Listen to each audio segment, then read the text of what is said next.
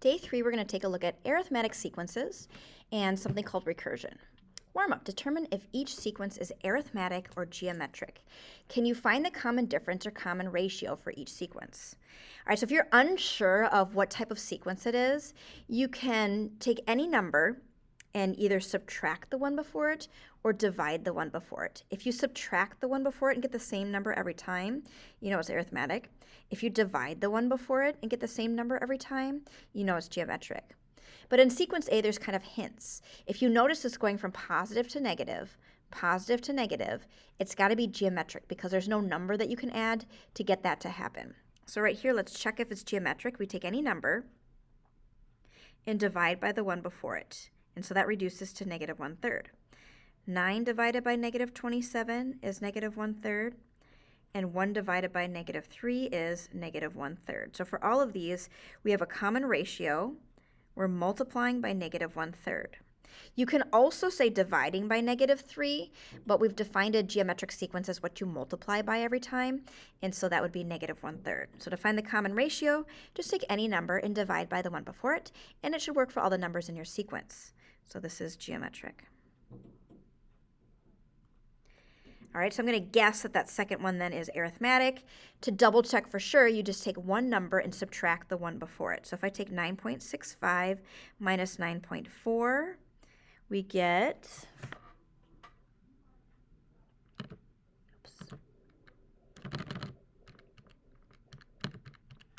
0.25. And we should get that every time. So if we take 9.9 minus 9.65, we get 0.25. And if we take 10.15 minus 9.9, we get 0.25. So since we're subtracting, this is arithmetic. Arithmetic, because to get to each term, we're going to add 0.25 to find the next term. So that's what we kind of went over yesterday, arithmetic versus geometric. If it's geometric, it has a common ratio, and if it's arithmetic, it has a common difference, and how to find those. Your goal today is to be able to represent an arithmetic sequence recursively and explicitly. So we're going to focus today on if it's arithmetic. So example 1, mark the way you see the pattern growing in the sequence of figures given. So at the beginning, we have 1 dot. After 1 minute, we have 5 dots. So we're adding to each corner. And then at 2 minutes, we're adding 4 more dots to each corner. So that would give us 9 dots. Assuming the pattern continues, how many dots are there at 3 minutes? So there's several ways that you could solve this. If you're like me, I like to make a table.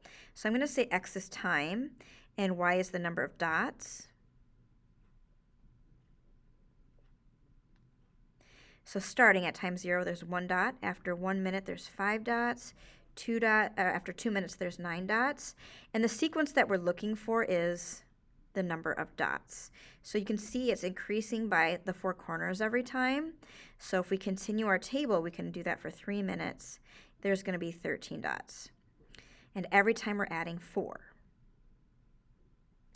Now the next question says, how many dots are there at 100 minutes? So we'll go over different ways that we can come up with that. I mean, you could keep adding by 4 every time, but there's an easier way to do that. And if you notice this equation, if you graph it, it's going to make a straight line.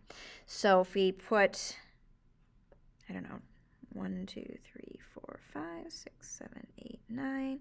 If this is time and this is or dots and then time. If we graph this, so 0, 1, 1, 1, 2, 3, 4, 5, 2, 9, we can see it's going to make a straight line right here. It's going to be linear. And if it's linear, we have a slope and a y-intercept. So let's write it in that form right there, and then it will be easier to solve. So the number of dots will be, we start with 1 dot at time 0, and we add 4 for every minute. So this will be a lot easier to type in. So we're adding 4 every minute. So 4 times 1, 4 times 2, all the way to 4 times 100. So here we go. For 100 minutes, we can type this in for number of dots. So 1 plus 4 times 100.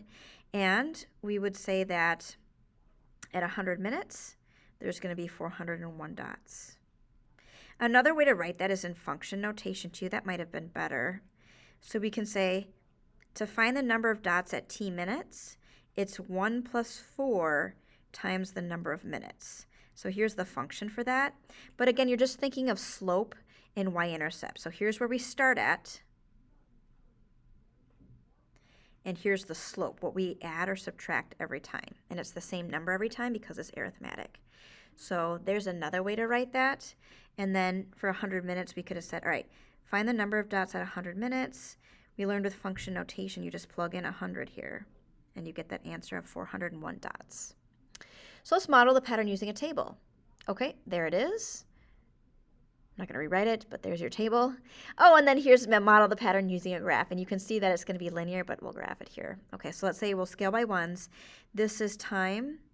This is the number of dots.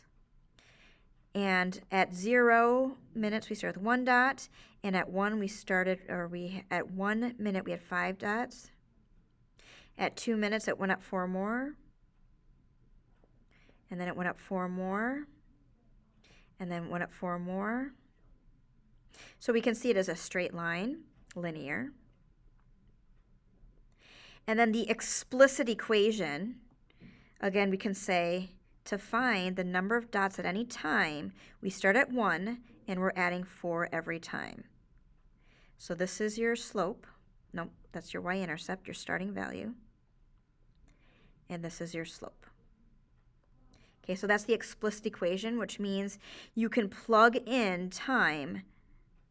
So plug in to solve. So for 200 minutes, you could plug in a 200, 301, you could plug in a 301. There's another way, though, to represent this equation. It's called a recursive equation. A recursive equation explains how to take the previous term to get to the next term. Okay, so it says model the pattern using a recursive equation. All right, we need a starting value. And so our starting value, we'll say at time 0, there's 1 dot. So recursively, here's how you say it. A with the little 0. So this means at time 0, there's 1 dot. And then we say, all right, to find any number of dots, you take the previous term and you add 4. So let's break this down. This is to find the number of dots. You take the previous number, and then you add 4. This is your common difference. All right, so it's kind of like now next. So I'll write that in a different color. To get the next thing, you take the now, the previous term, and you add 4. So this recursive notation, there's a few new things here. A sub n minus 1, that's how you say this. A sub, like subscript, n minus 1. That just means your previous term. So to get any term, you take the previous term and you add 4. You add 4 every time. That's a recursive equation. So let's practice writing the recursive equation. All right, so first, and in a list of numbers, I know we started this list of numbers as at time 0 because it said at the beginning. But in most lists of numbers, we start at the first term.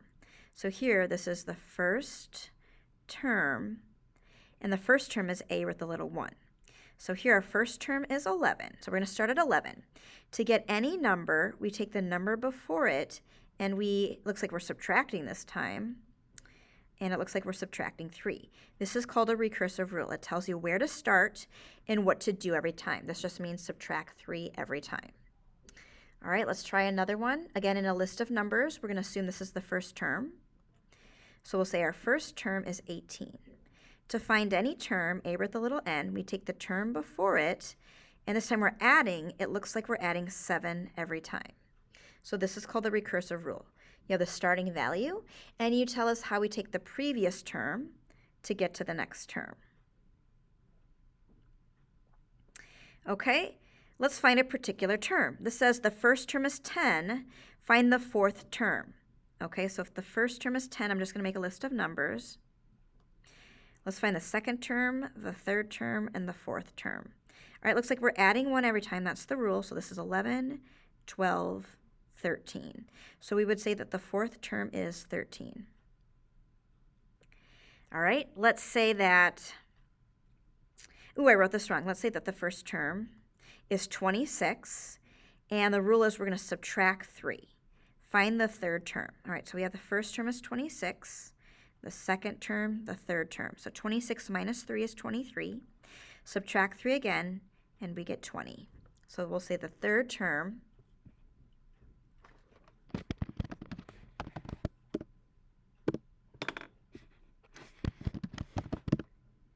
our third term is 20.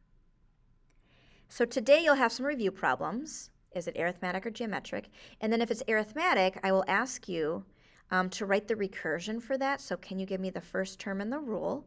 And then I might also ask you to find a particular term. So that'll be on Delta Math, and you're going to want to finish that for tomorrow.